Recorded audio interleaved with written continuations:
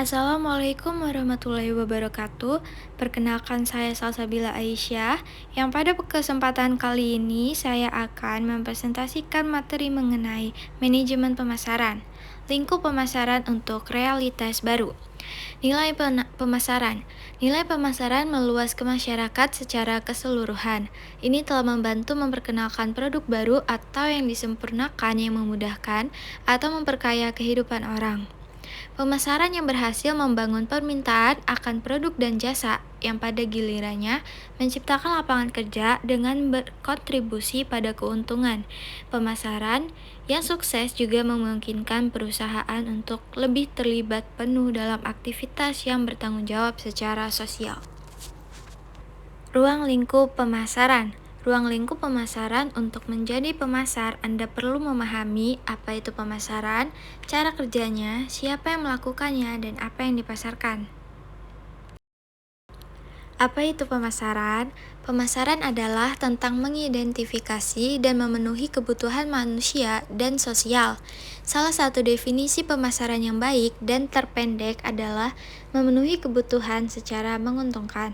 Peter Drucker, ahli teori manajemen terkenal, mengatakan bahwa tujuan pemasaran adalah untuk mengetahui dan memahami pelanggan dengan baik. Idealnya, pemasaran harus menghasilkan pelanggan yang siap membeli. Apa itu pasar? Secara tradisional, pasar adalah tempat fisik di mana pembeli dan penjual berkumpul untuk membeli dan menjual barang. Para ekonom menggambarkan pasar sebagai kumpulan pembeli dan penjual yang bertransaksi atas produk atau kelas produk tertentu seperti pasar perumahan atau pasar biji-bijian. Pemasaran menggunakan istilah pasar untuk menggambarkan kelompok pelanggan.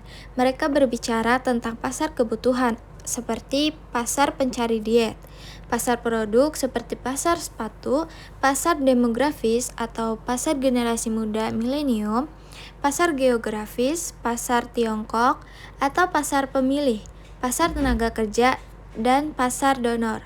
4 pasar pelanggan utama adalah konsumen, bisnis, global, dan nirlaba. Apa yang dipasarkan? Pemasar memasarkan 10 jenis entitas utama, yaitu barang, jasa, acara, pengalaman, orang, tempat, properti, organisasi, informasi, dan ide. Siapa yang memasarkan? Seorang pemasar adalah seseorang yang mencari tanggapan atau perhatian, pembelian, suara, sumbangan dari pihak lain, yang disebut prospek. Jika dua pihak ingin saling menjual sesuatu, kami menyebut mereka sebagai pemasar. Semakin hari, pemasar tidak hanya dilakukan oleh Departemen Pemasaran. Pemasar sekarang harus mengelola dengan baik semua kemungkinan titik kontak di mana pelanggan secara langsung atau tidak langsung berinteraksi dengan perusahaan, termasuk tata letak toko, desain paket, fungsi produk, pelatihan karyawan, serta pengiriman dan logistik. Untuk menciptakan organisasi pemasaran yang kuat, pemasar harus berpikir seperti eksekutif di departemen lain, dan eksekutif di departemen lain harus berpikir lebih seperti pemasar. Kegiatan pemasaran meliputi mengembangkan produk, harga produk, mengirimkan produk ke konsumen, menyampaikan pesan pemasaran melalui periklanan tradisional dan online, serta sejumlah aktivitas lainnya. Nilai pemasaran. 1. Nilai dari perspektif pelanggan. Saat Anda membeli sepasang sepatu, Anda mempertimbangkan harga dan biaya lainnya, serta semua manfaat atau utilitas lainnya. 2. Nilai dari perspektif penjual. Mereka menentukan apakah pertukaran itu menguntungkan bagi mereka, apakah itu menghasilkan uang untuk manajemen perusahaan, pekerjaannya, dan pemegang sahamnya. 3. Memberikan nilai melalui keunggulan kompetitif. Secara umum, keunggulan kompetitif berasal dari keunggulan biaya atau keunggulan diferensial. Perusahaan memiliki keunggulan biaya ketika perusahaan dapat menghasilkan barang atau jasa dengan biaya lebih rendah daripada pesaing dan dengan demikian mengenakan harga yang lebih rendah daripada pelanggan. Konsep pemasaran inti. Untuk memahami fungsi pemasaran, kita perlu memahami rangkaian konsep inti berikut: kebutuhan, keinginan, dan permintaan target pasar, positioning dan segmentasi penawaran, dan merek saluran pemasaran media berbayar, dimiliki dan diperoleh tayangan dan ketertiban nilai, dan kepuasan rantai pasokan kompetisi lingkungan pemasaran. Realitas pemasaran baru. Pasar secara dramatis berbeda dari 10 tahun yang lalu, dengan perilaku, peluang, dan tantangan pemasaran baru yang muncul.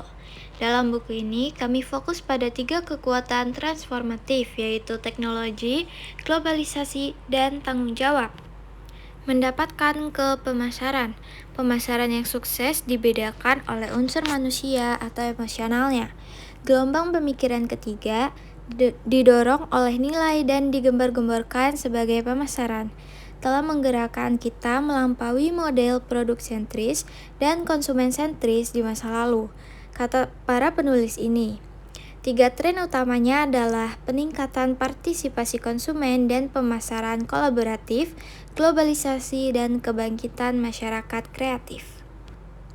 Orientasi perusahaan menuju pasar. Filosofi apa yang harus memadu upaya pemasaran perusahaan? Yaitu konsep produk, konsep penjualan, konsep pemasaran, dan konsep pemasaran holistik.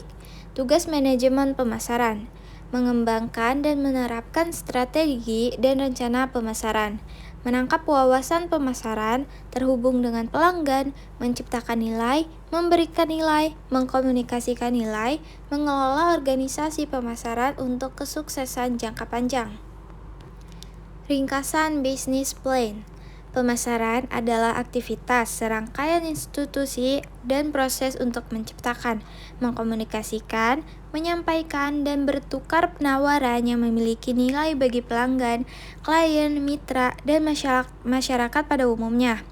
Manajemen pemasaran adalah seni dan ilmu memilih pasar sasaran dan mendapatkan, mempertahankan, dan menumbuhkan pelanggan melalui penciptaan, pengiriman, dan komunikasi nilai pelanggan yang unggul. Pemasaran dapat memasarkan barang, jasa, acara, pengalaman, orang, tempat, properti, organisasi, informasi, dan ide di 4 pasar yang berbeda, yaitu konsumen, bisnis, global, dan nirlaba. Memahami manajemen pemasaran dalam lingkungan yang didorong oleh internet, di mana konsumen, persaingan, teknologi, dan kekuatan ekonomi berubah dengan cepat. Pemasaran harus memilih fitur, harga, dan pasar, serta memutuskan beberapa banyak yang akan dibelanjakan untuk iklan, penjualan, dan pemasaran daring dan seluler. Sekian presentasi saya mengenai manajemen pemasaran. Terima kasih. Wassalamualaikum warahmatullahi wabarakatuh.